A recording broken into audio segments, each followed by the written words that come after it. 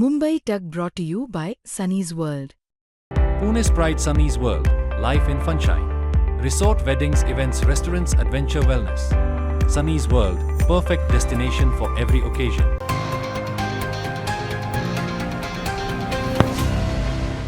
महाराष्ट्राच्या राजकारणात 2014 पर्यंत चाणक्य म्हणून कोणाला जर समजलं जात असेल तर ते शरद पवारांचं नाव खूप स्वाभाविकपणे घेतलं जायचं.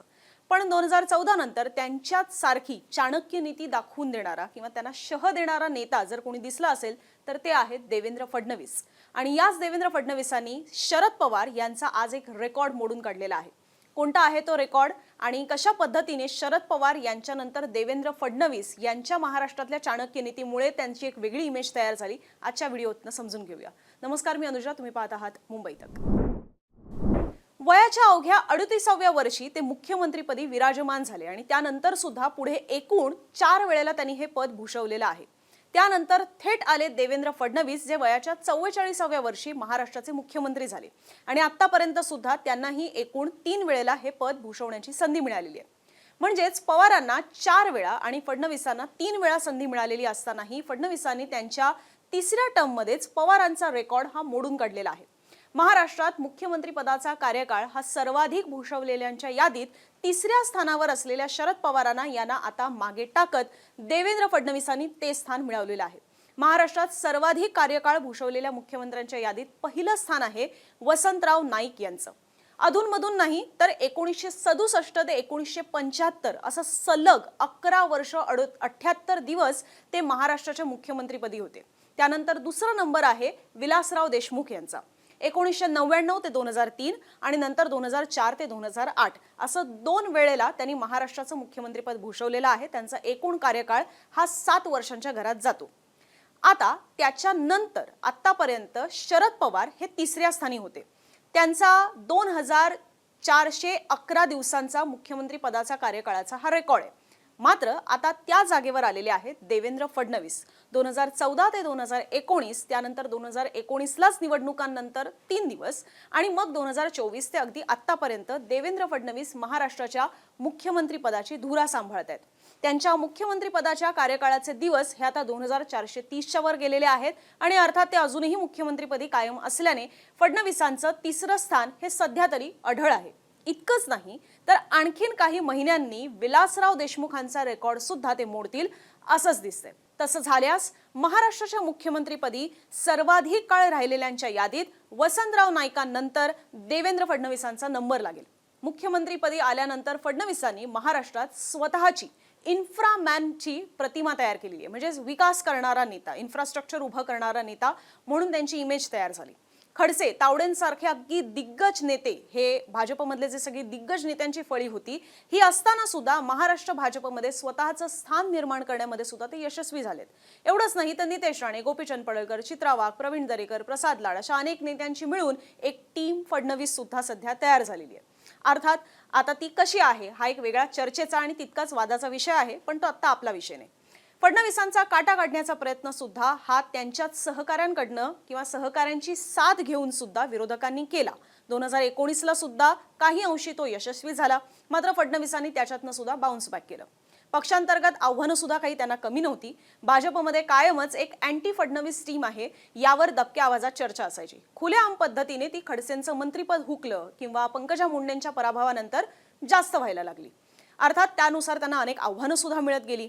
मात्र त्या लाटेत सुद्धा फडणवीस हे बऱ्यापैकी तरले आणि आज 2014 पासून ते आतापर्यंत फडणवीसांच्याच नेतृत्वात महाराष्ट्रात भाजप ही बहरलेली आपल्याला पाहायला मिळते.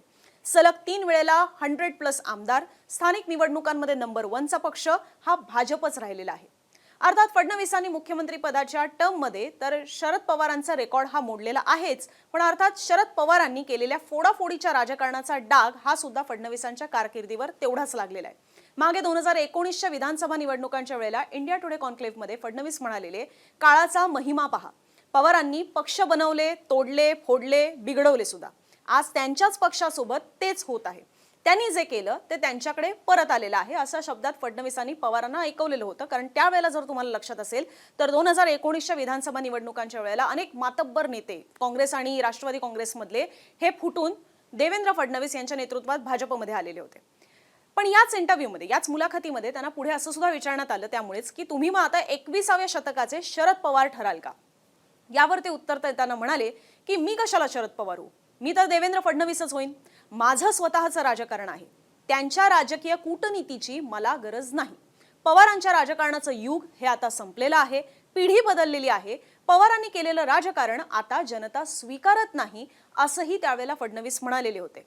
यातीलच पवारांच्या राजकारणाचं युग आता संपलं हे लोकांपर्यंत चांगल्या रीतीनं अगदी पोहोचलं नाही किंवा ते चांगल्या रीतीनं त्यांना पटलं नाही असं म्हणतात. आणि हे वाक्य फडणवीसांना पुढे सुद्धा जड गेलं. 2019ला काय घडले आपण सगळ्यांनी पाहिलेलं आहे.